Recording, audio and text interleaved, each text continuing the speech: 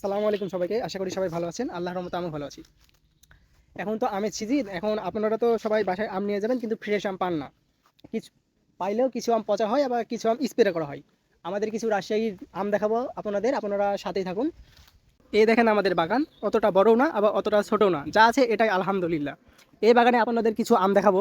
এখন এইটা হলো হিমসাগর আম, যা আমাদের গিয়ারমা ভাষায় আম এটাকে বলা হয় খেসাবাদ। যাক, আল্লাহর রহমতে এই গাছে ভালোই আম দিয়েছে। এখন আপনাদের দেখাবো এই আম কেমনে কি। এটাতে কোনো কেমিক্যাল মিশানো হয় না, কোনো স্প্রে করা হয় না। এটা আল্লাহ যা দিয়েছে এটাই আলহামদুলিল্লাহ। আর আমের সাইজটা দেখেন, আর আমের কালারটা দেখেন। এই দেখেন আম আম কিন্তু এখনও পাকা শুরু হয়নি। বাজারে দেখলাম আম বিক্রি করছে, ওই আমগুলো আমার মনে হয় কেমিক্যাল দিয়ে বা স্প্রে করে পাকানো হয়েছে।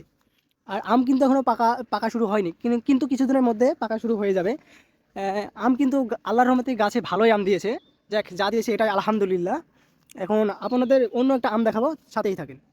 দেখেন, এটা হলো লখনা আম, যা ডায়াবেটিসের জন্য উপকারী আম। যাক, এই গাছে আল্লাহর রহমতে ভালোই আম দিয়েছে, খুব একটা খারাপ আম দেয়নি। আমাদের রাজশাহীতে এবার আমের ফলন ভালোই হয়েছে। যাক, যা দিয়েছে এটাই আলহামদুলিল্লাহ। বাগানে ভালোই আম আছে।